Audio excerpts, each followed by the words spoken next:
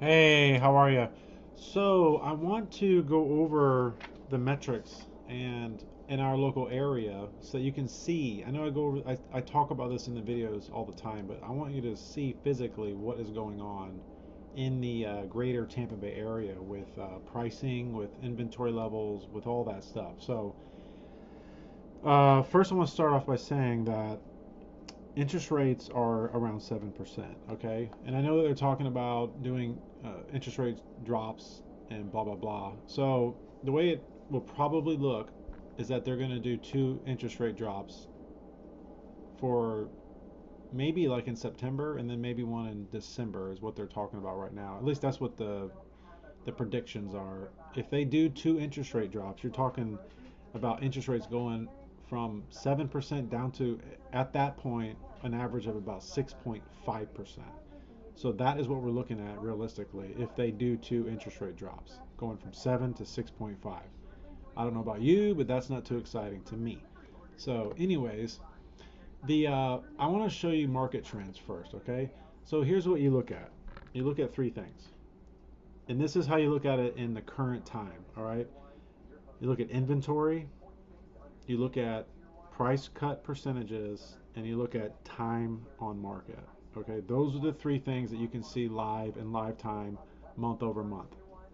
Now, if you look at other metrics that a lot of people look at, which is just how much the prices are up year over year, that's fine. You can see that, and I'll show you that. But what you're going to see is that you'll see that the prices are up year over year, but the metrics are down. So looking at prices year over year in that way, all it's doing is looking at the past. It's a lagging effect, okay? So as inventory levels go down, as time on market goes down, and as price cut percentages go down, the prices for houses will go up, okay? They will go up, which is what happened between 2020 and 2022.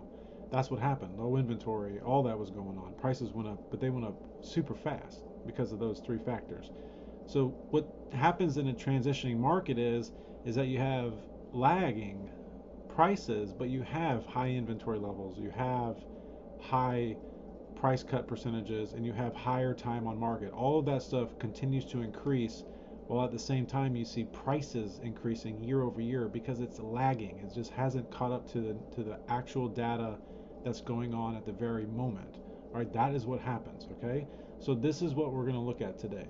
All right, so I want to show you year over year inventory growth in in all of our counties. All right, so this is horrendous information in regards to the amount of inventory levels. So Pinellas County, all right, you were up twice as much inventory on the market than there was in June of 2023. Hillsborough County is almost twice as much. All right, Pasco County twice as much. Manatee County almost twice as much. Hernando County almost twice as much. So you can basically say that our entire region has doubled in inventory in 1 year. Okay, in 1 year. That is a lot. That is a lot. All right. Now I want to look at days on market growth year over year. All right. So these figures aren't as horrendous, but they are up.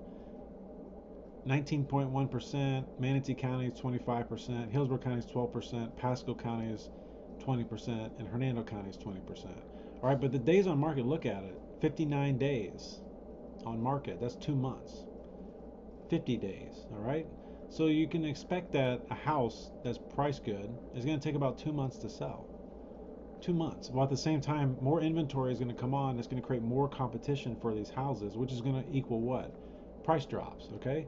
So now I want to go and look at the price cut percentages right now live. All right. Now this is very ugly. These are very high figures. When you have 40% of all the houses in Pinellas County taking a price cut, that's high. 40% of all the houses in Hillsborough County taking a price cut. Almost 40% in Pasco, 30% in Hernando, and around 30% in Manatee. Those are way, way, way, way, way high numbers for price cuts. Okay, that just means that there is a ton of inventory, ton of competition going on, and this is what we're seeing right now live. This is what we see live. All right, so now if you look at everything, what would you conclude from this? You would conclude that this is pressure to the downside on the real estate market. Okay, it's pressure. It's a lot of pressure.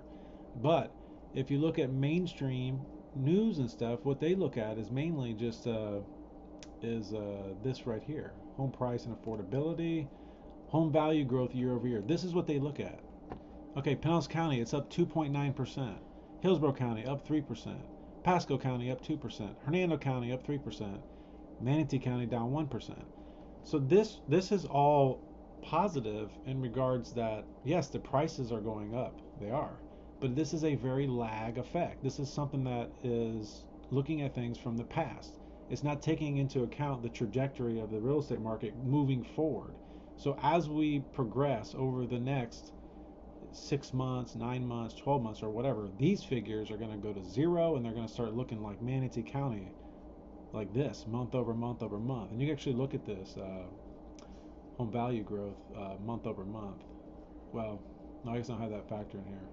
But this is, oh, here we go, home value growth month over month. Okay, see, now you look at things month over month. So you can see that these are actually going down, down, down, down, down. So this is an indication that, yes, the year over year growth is up, but with the inventory levels, with the price cut percentages, and with the time on market, the month over month prices are starting to go down, all right?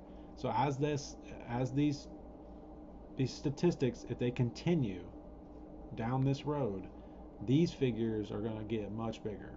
These month over month prices are going to go down, down, down, and then eventually this will really start to go down, or it'll really look a lot different than this. That's what goes on. But mostly anything you see on TV, they only look at this. So it's crazy. You know, this is a lag effect. It's not accurate. It's accurate, but it's just very lagging. You know, by probably 6 months or more that this is lagging. So that's one thing I wanted to point out. Another thing I wanted to point out, and why is it everybody says that the interest rates are going to make a big effect on the market, and that, you know, currently interest rates are so high, they're doing some interest rate cuts, but realistically, if it's at 7, they do 2 cuts, 6.5. That's what they're predicting by the end of this year. All right. So at that pace, if they do 2 more the following year, in an entire year, you have, say they do 2 more cuts in 2025, then you have a what? It goes from 6.5 down to 6. It's still not good enough, right? I don't know what they're going to do, but just if it stays on that current trajectory, it's not looking good. People need a lower interest rate in these price brackets, but the thing is that if they slowly reduce interest rates, all of this buildup, all of this inventory, all of this time on market, all of these price cuts, all of these month over month price declines, it's going to continue to pile on at a faster rate than what they're going to cut interest rates based on what they're doing right now. So unless someone comes in and goes, we're going to cut interest rates immediately down from 7% to 5% or 4% or something like that, then this is just what's going to be going on every single month for a while.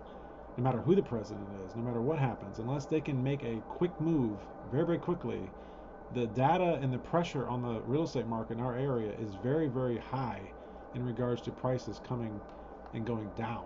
Okay, that's what's happening right now. And the reason that these high interest rates are so problematic is because of, I want to show you this home value, average home value. Okay, if you take this right here, okay, $403,000 give or take. All right, and if I go down here to demographics and I look up median household income, so just say this is $70,000 median household income. That is $70,000 per house. That's a husband and wife working, or a husband working or a wife working, whatever. But this is based on the house, $70,000. All right. If I come over here to a mortgage calculator and I run those figures at 400,000, was it 400,000? Hang on 1 second. 403,000. Okay, if you take a mortgage for $403,000, 30-year fixed, Oops. Wait a second. Okay. Okay, so this $2,811 is based on an interest rate. The current interest rate right now is 7.5%. Let's just change that to 7. See how much that helps it. Okay, did that reset? Yeah, okay. 2681, and that is not including taxes and insurance. That's just your mortgage payment. So if you take $70,000 and you divide that by 12, that's $5,833 per month. If you take 2681 divided by 5,800, that is 46% of your entire check goes to your mortgage payment, just your mortgage. That's not taxes and insurance, just your mortgage, okay? So the thing is that is unsustainable. That is very, very unaffordable. And most people won't even get pre-approved at that number. This number here, this percentage of debt to income needs, or this mortgage rate to their income levels needs to be closer to 30. All right, so if you take this same price here and you say, okay, let's go to 6%, 2416. All right, so let's just say that you got the same figure, 70,000 divided by 12, 5,800 dollars per month.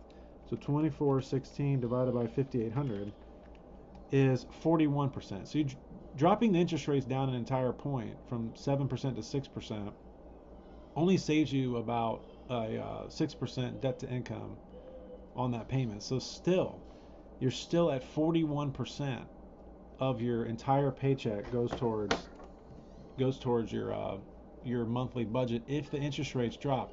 So you see what the problem is. The problem isn't necessarily this. It is this to some extent, but it's mostly this that's the problem. If you took this and you went to 350, okay, and you had 6% interest rates or something like this, 1879. So 75,000 divided by 12. Or I'm sorry, so it's 75,000 divided by 12. 70,000 divided by 12. Okay, 5,800. So if you have 1879 divided by 5,800, that equals 32%. Okay, so this and this have to change for housing to become affordable in our area. This is what it needs to look like. This is realistically what it needs to look like. It's just just a matter of time. Okay, that is what I see going forward. At some point we get here and buyers will flock into the market whenever we get to this point, at some point. All right, so that is my understanding of the way the market looks right now. Of course, everything could change, and maybe it will, who knows, but right now this is what we're tracking and this is what it looks like. And when you look at these figures like this, that is what this is telling us. Okay, that is what this is telling us. And days on market, that is what all of this is saying, is that we are headed in this direction. That's where we're heading over time. But we'll see what happens. So anyways, I run these every month, so I'll keep you guys posted. And as always, we work off of mainly referrals. So anybody that's buying or selling, we would love to help you out or help them out. And anyways, have a good weekend, and I'll talk to you later.